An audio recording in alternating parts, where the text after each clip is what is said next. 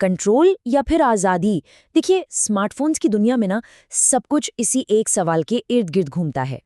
तो चलिए आज मोबाइल टेक्नोलॉजी के इन दो सबसे बड़े नामों के पीछे की सोच को समझते हैं और देखते हैं कि ये एक दूसरे से इतने अलग क्यों हैं। सीधे मुद्दे पर आते हैं। ये बहस इस बारे में है ही नहीं कि कौन बेहतर है। असल में ये दो बिल्कुल अलग फलसफों यानी फिलॉसफीज की कहानी है। एक तरफ है एप्पल का iOS, जिसका पूरा मंत्र है कंट्रोल, एक जैसा अनुभव और मजबूत सिक्योरिटी, और दूसरी तरफ है गूगल का एंड्रॉयड, जिसकी बुनियादी लचीलेपन, खुलेपन और अपनी मर्जी से चीजें बदलने की आज़ादी पर रखी गई हैं। अब इन ऑपरेटिंग सिस्टम्स को ठीक से समझने के लिए हमें पहले इन्हें बनाने वाली कंपनियां एप्पल और गूगल के काम करने के तरीकों को समझना होगा, जो जमीन आसमान का फर्क रखते हैं।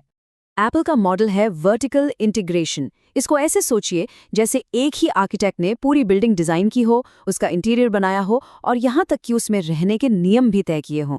एप्पल अपना हार्डवेयर यानी आईफोन, अपना सॉफ्टवेयर यानी iOS और अपनी सर्विसेज जैसे ऐप स्टोर या iMessage सब कुछ खुद बनाता है और कंट्रोल भी करता है। नतीजा, एक बेहद कंट्रोल्ड और हर डिवाइस पर बिल्कुल एक जैसा स्मूथ एक्सपीरियंस। और अब देखिए गूगल का मॉडल, जिसे हम हॉरिजॉन्टल इकोसिस्टम कह सकते हैं। गूगल ने एंड्रॉयड का कोर यानी एंड्रॉयड ओपन सोर्स प्रोजेक्ट बनाया और उसे सैमसंग, OnePlus जैसी सैकड़ों कंपनियों के लिए खोल दिया। गूगल का मकसद एकरूपता नहीं, बल्कि सबको साथ लेकर चलना और विविधता को बढ़ावा देना है। यही वजह है कि बाजार में हर तरह के, हर कीमत के एंड्रॉयड फ़ोन मौजूद हैं और हर एक का अपना अलग अंदाज है। तो ठीक है, ये तो हो गई बड़ी बड़ी बातें। अब देखते हैं कि ये दो अलग अलग सोच हमारे रोज के फोन इस्तेमाल करने के तरीके पर असल में कैसे असर डालती हैं। ये एक लाइन मेरे ख्याल से दोनों के फर्क को बिल्कुल साफ कर देती है। iOS आपको एक बना बनाया परफेक्ट प्रोडक्ट देता है, जबकि एंड्रॉयड आपको अपना प्रोडक्ट खुद बनाने के लिए एक टूल बॉक्स देता है। ये फर्क सबसे पहले फोन की स्क्रीन पर ही दिख जाता है। iOS का डिज़ाइन बहुत पॉलिश्ड और एक जैसा है। हर आईफोन चाहे कोई भी इस्तेमाल करे लगभग एक जैसा ही दिखता है। वहीं एंड्रॉयड पहचान से ज्यादा आज़ादी को तवज्जो देता है।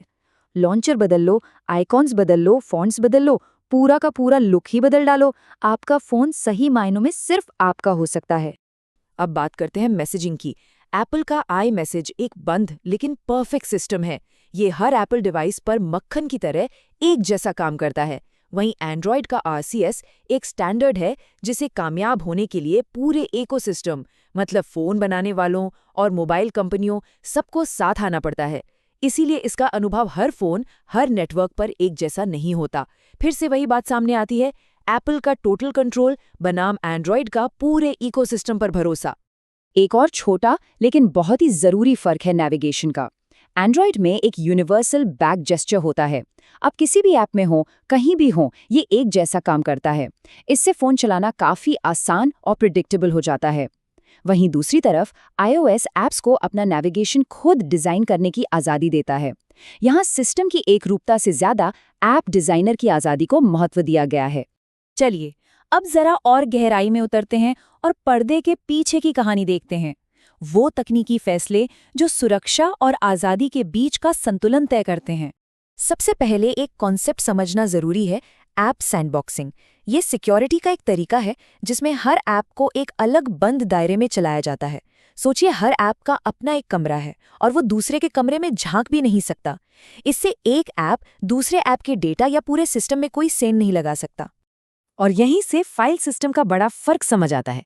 iOS इसी सैंडबॉक्सिंग का सख्ती से इस्तेमाल करता है।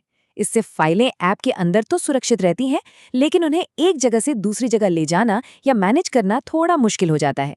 दूसरी तरफ एंड्रॉयड एक मिनी कंप्यूटर की तरह है। इसका फाइल सिस्टम खुला है, जहां आप आसानी से फोल्डर बना सकते हैं, फाइलें कॉपी पेस्ट कर सकते हैं। तो ये असल में सुविधा और सुरक्षा के बीच एक ट्रेड ऑफ है। ऐप्स इंस्टॉल करने में भी यही फलसफा काम करता है। iOS पर आप सिर्फ ऐप स्टोर से ही ऐप डाउनलोड कर सकते हैं, मतलब एक ही दरवाज़ा है और उस पर मजबूत पहरा है। ये बहुत सुरक्षित है। वहीं एंड्रॉयड आपको प्ले स्टोर के अलावा कहीं से भी APK फाइल डाउनलोड करके यानी साइड लोड करके ऐप इंस्टॉल करने की आज़ादी देता है। इसको ऐसे समझिए, iOS अपने यूजर्स को विकल्प सीमित करके बचाता है, एंड्रॉयड अपने यूजर्स को ज़्यादा कंट्रोल देकर उन पर भरोसा करता है। क्या कभी इस बात पर गौर किया है कि इंस्टाग्राम या स्नैपचैट पर फोटो खींचते वक्त आईफोन पर क्वालिटी हमेशा इतनी अच्छी और एक जैसी क्यों आती है? क्योंकि एप्पल का हार्डवेयर और सॉफ्टवेयर पर पूरा कंट्रोल है।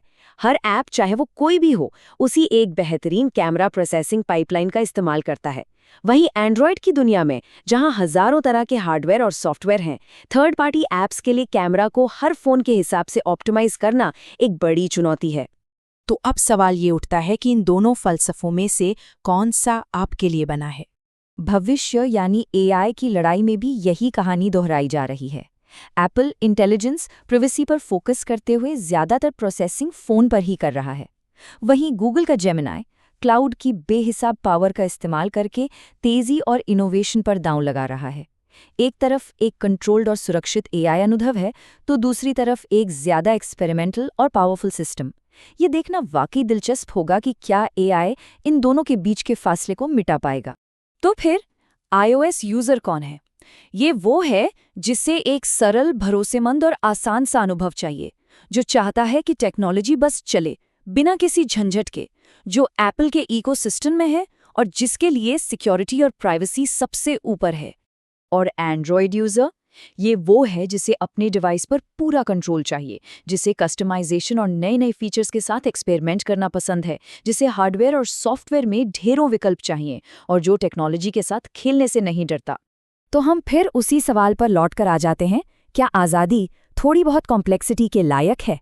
या फिर क्या एप्पल यूजर्स को सीमित कर रहा है या उन्हें किसी खतरे से बचा रहा है? देखिए, इसका कोई एक सही जवाब नहीं है। ये एक तराशे हुए परफेक्शन और अपनी मर्जी से कुछ बनाने की आज़ादी के बीच का एक निजी चुनाव है।